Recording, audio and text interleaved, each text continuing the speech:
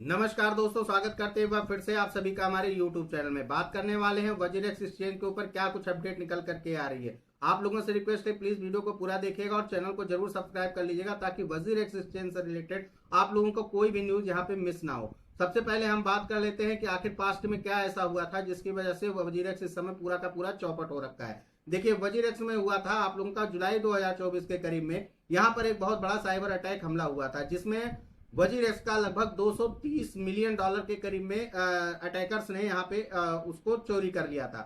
जो आप लोगों के भारतीयों के अगर करेंसी की बात करें तो उसमें 1900 करोड़ रुपए के आसपास आता है। अब इतना पैसा जब चोरी हो गया था तो ये जो वजीरेक्स का पूरा एक्सचेंज है और जो यहाँ पे उनके एसेट्स हैं उसका लगभग 45% यहाँ पर जो पैसा था वो वजीरेक्स एक्सचेंज से साइबर अटैकर्स ने यहाँ पे चोरी कर लिया था। ठीक है, अब उसके बाद से ये सारे मुद्दे को लेकर के जब सिंगापुर कोर्ट में इन लोगों ने अर्जी लगाई और सिंगापुर कोर्ट ने जब इनको फटकार लगाया कि भाई यूजर्स के पैसे को आप लोगों को कैसे वापस करोगे, उसका एक कोई प्लान बनाइए, तो इन्होंने जो प्लान बनाया उसका नाम इन्होंने रखा रीस्ट्रक्चरिंग प्रोग्राम।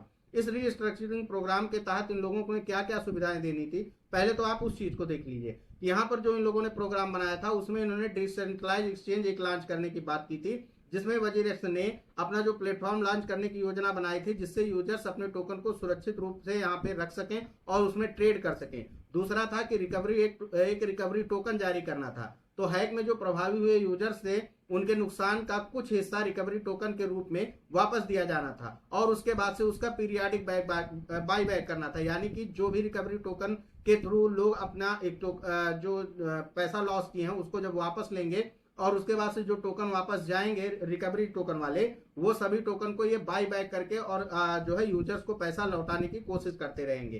क्रेडिटर्स की इसमें सहमति जो थी वो ज्यादा जरूरी थी, तो इस योजना को 93% से ज्यादा क्रेडिटर्स ने मंजूरी दे दी थी, यानी ज्यादातर लोग इस प्लान से सहमत थे। क्यों सहमत थे? क्योंकि भाई अगर जहां पे हमारा 1 लाख रुपया नुकसान हो रहा है, मान लीजिए हमारा 1 लाख रुपया फंसा हुआ है, तो हम लोगों ने इस पे क्या किया कि हम लोगों ने एक सहमति की कि ठीक है भाई, जहां पे हमारा 1 लाख नुकसान हो रहा है अगर वहां पर हमारा 20-25 हजार मिल ही जा रहा है तो हमको कोई काट थोड़ी रहा है।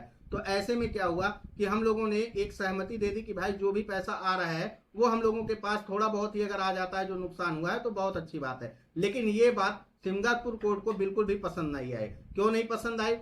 4 जुलाई 2025 को सिंगापुर हाई कोर्ट ने वजीरेक्स के इस जो रीस्ट्रक्चरिंग प्लान था ना, इसको पूरी तरीके से खारिज कर दिया और कोर्ट ने इसकी जो वजह बताई है वो अभी तक कोई स्पष्ट नहीं किया है, लेकिन इसके जो संभावित कारण है वो मैं आप लोगों को बता रहा हूं, उसको जरा ध्यान से सुनिएगा। देखिए, कंपनी की जो संरचना है, एक्चुअल में क्या हुआ कि वजीरेक्स 2 कंपनियों के तहत काम करता है। एक तो सिंगापुर की जेटाई टेक्नोलॉजी और भारत की जेनमई लैब्स, 2 नाम से ये काम करता है। कोर्ट को इन दोनों कंपनियों के रिश्ते और उनके रजिस्ट्रेशन में काफी ज्यादा दिक्कतें लगी होंगी, इस वजह से इस जो रिस्ट्रक्चरिंग प्लान था इसको कैंसिल कर दिया होगा। दूसरा क्या कारण हो सकता है कि सिंगापुर कोर्ट में क्रिप्टो करेंसी से जुड़े जो नियम है वो काफी ज्यादा सख्त है। ठीक है, और कोर्ट को वजीरेक्स की ये जो योजना दिखाई दी इसमें कुछ खामियां नजर आई। अब आप कहेंगे कि इसमें कैसी खामियां हैं, तो देखिए खामियां ऐसी है दोस्तों कि अगर मैं 1 लाख रुपया लगा करके रखा हुआ है और दूसरा बंदा यहाँ पे 10,000 रुपया लगा करके रखा हुआ है, तो दोनों का इक्वल लॉस कैसे हो सकता है? आप ही बताइए। अगर जैसे मैं 1 लाख रुपया लगा करके रखा हुआ हूं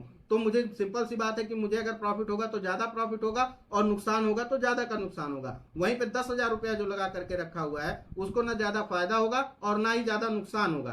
तो ऐसे में क्या हुआ कि ये जो रिस्ट्रक्चरिंग प्लान था इसमें ऐसा हुआ कि जितने भी यूजर्स थे इनके, इन सभी यूजर्स को इक्वली डिवाइड किया गया। चाहे वो 1 लाख लगा करके बैठा हो, चाहे वो 50 लाख लगा करके बैठा हो, चाहे वो 10,000 या 5,000 लगा करके बैठा हुआ हो। तो इस नियम को सिंगापुर कोर्ट को समझ में नहीं आया, इसकी वजह से भी वो कैंसिल कर सकता है, यानी कि इसको इस प्लान को रद्द कर सकता है।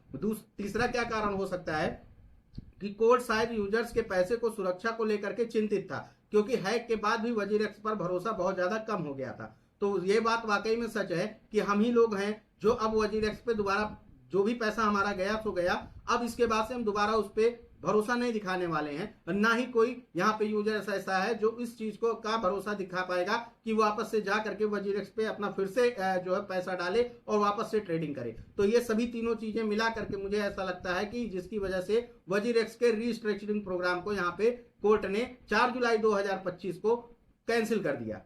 ठीक है। अब इस फैसले का क्या असर हुआ साथियों कि इस फैसले से वजीरेक्स के जितने भी यूजर्स हैं, चाहे हम हो चाहे आप हो या जितने भी यूजर्स हैं, इन लोगों को बहुत ज्यादा असर पड़ा है। तो अब उनके पैसे जो है वापस मिलने में देरी भी हो सकती है। और वजीरेक्स ने यह भी कहा है कि वे कोर्ट के फैसले का सम्मान करते हैं, लेकिन वो इसके खिलाफ एक अपील भी करेंगे। साथ ही उन्होंने यह भी कहा है कि इस फैसले का असर सिर्फ पुनर्गठन योजना पर है, जबकि नेट लिक्विड प्लेटफॉर्म यानी कि NLPA अभी भी सुरक्षित है। अब बात यहां पर करते हैं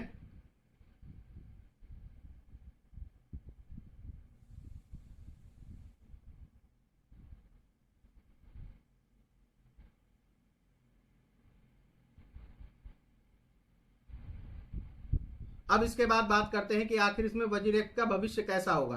तो देखिए, इस पूरे घटनाक्रम के बाद से वजीरेक्स ने अपने ऑपरेशन को सिंगापुर से पनामा शिफ्ट करने का कोशिश किया है, जिसमें वो अपना एक नया ब्रांड नाम दे रहे हैं, जिसका नाम इन्होंने जेंसुई रखने की कोशिश की है, ठीक है। और उसका काम भी लगभग शुरू कर दिया है। और ये कदम उन्होंने सिंगापुर में बढ़ते जो रेगुलेशंस हैं उससे बचाने के लिए ये कदम उठाया हुआ है। लेकिन अभी तक ये प्रक्रिया पूरी तरीके से संपन्न नहीं हो पाई है, जबकि वजीरेक्स इस पे पर्दा भी डालने की कोशिश कर रहा है। इस पूरे मामले में सबसे ज्यादा परेशान आपके वजीरेक्स यूजर्स हो रहे हैं।